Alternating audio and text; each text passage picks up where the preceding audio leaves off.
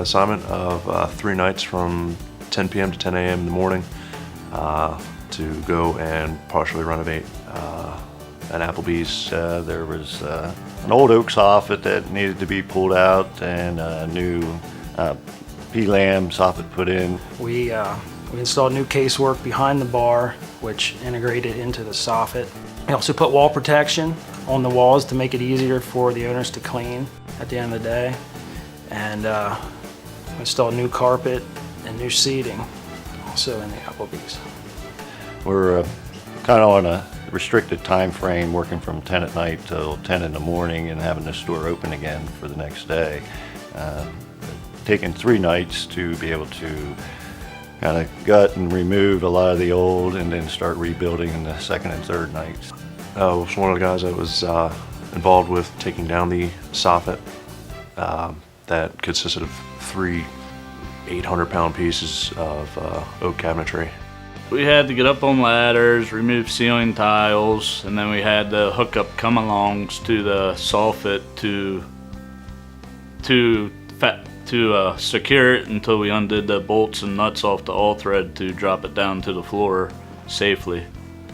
It was just neat to see that in a matter of 12 hours each night we had to do whatever part of the job we needed to do, get ourselves ready for the next day, as well as protecting all the existing pieces, bar tabs, all the food and condiments and things like that,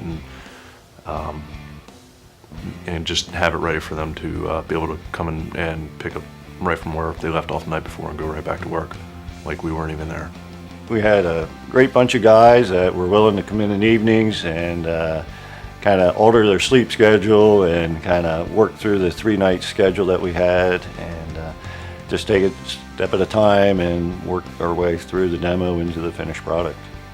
I'm not used to working nights, and I'm not a spring chicken anymore. So I definitely struggle with trying to stay awake. That was probably the hardest part for me.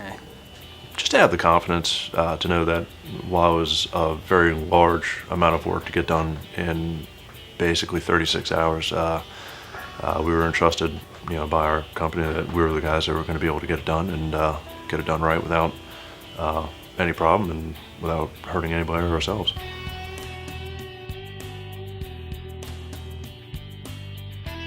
It was a tenant fit out on the 10th floor of the Penn National Insurance Building in Harrisburg for the PricewaterhouseCoopers Company, an international investment firm.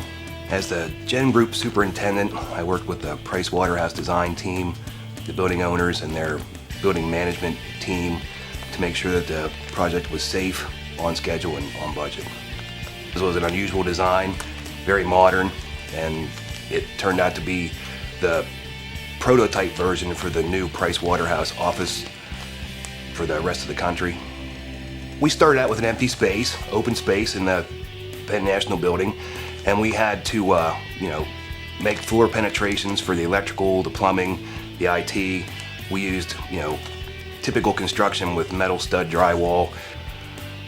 Well, working in the city is always a challenge, right? We had to coordinate with the building management for deliveries, and we had to have work hours that started earlier than usual so we could get into the building before it was occupied. Anytime we had noisy or dirty work to do, we had to do it off hours. Deliveries were scheduled so that we didn't have any impact on the existing building tenants. We wanted to make sure things were safe and quiet and clean. The space is wide open, airy, very modern, and they've used some new techniques for their concept. The Idea Pro paint on the walls was a new idea for me, where you can write on the walls, right? Which seems very counterintuitive because you always caught hell for doing that when you were a kid, right? The Gem Group management team was fantastic. They helped with the scheduling, they helped with material deliveries, they helped with communicating with the design team, the architects, the engineers. They gave me all the tools I needed to be successful.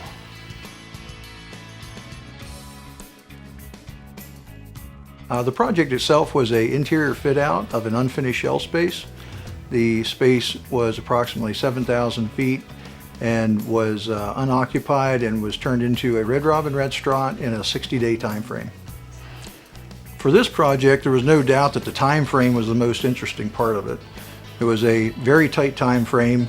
There was a strict lease condition that was requiring the restaurant be open within a very short amount of time.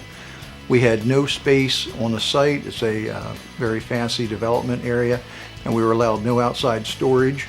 So we were kind of stuck working within the 6,000 feet that we had in that storing materials and working, and actually hanging things from the ceilings at times to get them off our floor while we were working. So the restraint of space was definitely the most challenging aspect of it. They used a lot of new lighting products this time, as well as a whole new bar and millwork package, which made a lot of install for us. We had to build a custom bar and have granite custom made to fit the bar, and there was no drawings for it at the time, and Kevin actually did all the layout and the prep work for the install of that.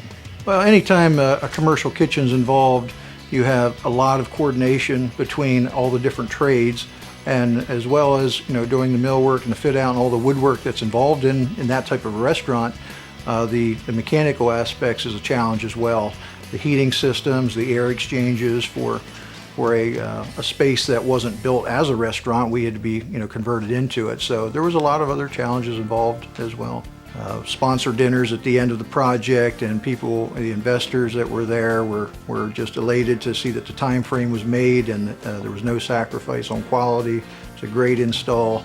The millwork was fantastic, and there was many prototypes that were used in this project that were new to Red Robin. So it was very rewarding to see that the people that were financing the project were very happy with the outcome.